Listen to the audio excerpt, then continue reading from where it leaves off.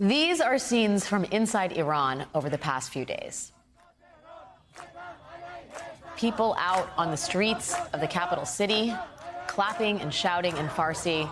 From Kurdistan to Iran, oppression against women.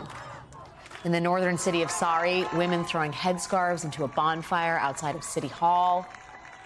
Hundreds of miles to the south, a woman in the city square of Kerman, her head uncovered and a crowd cheering her on as someone helps her cut off her ponytail. While demonstrations and demonstrators clash with police in the street. Protests like these are spreading throughout Iran for a seventh day, despite a crackdown by security forces that have killed at least 9 people and injured dozens more.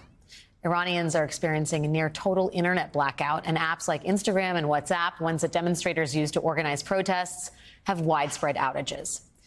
The protests were sparked by the death of a 22-year-old woman named Mahsa Amini.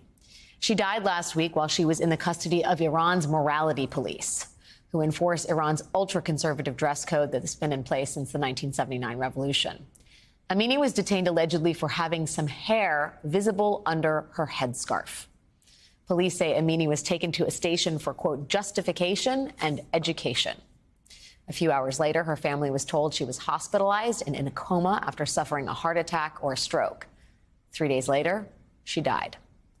Eyewitnesses claim that Amini was beaten by police on her way to the station. The police deny any abuse, and Iran's Revolutionary Guard Corps wants the judiciary to prosecute people for spreading fake news.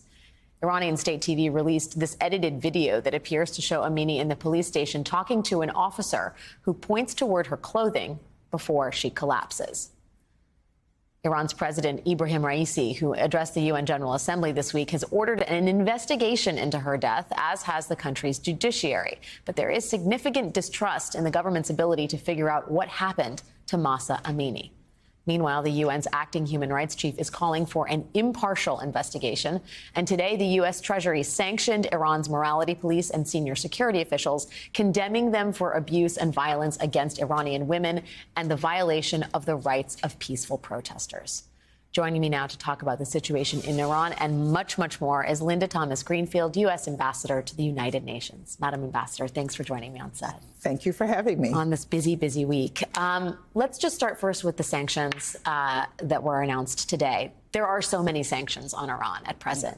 What is the goal here in terms of really moving the needle and supporting these protesters? Well, first and foremost, it is to hold accountable those individuals in Iran responsible for committing human rights violations. And this is truly a horrific violation.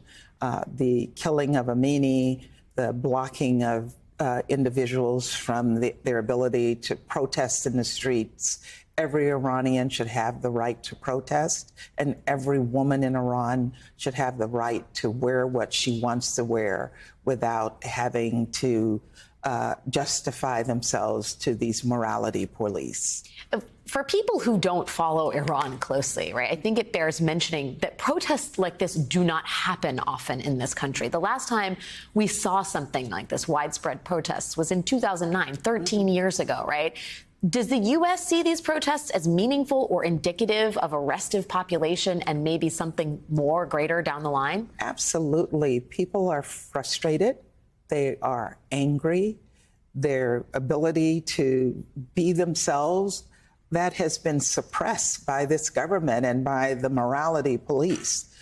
So this is significant that this is happening at this time.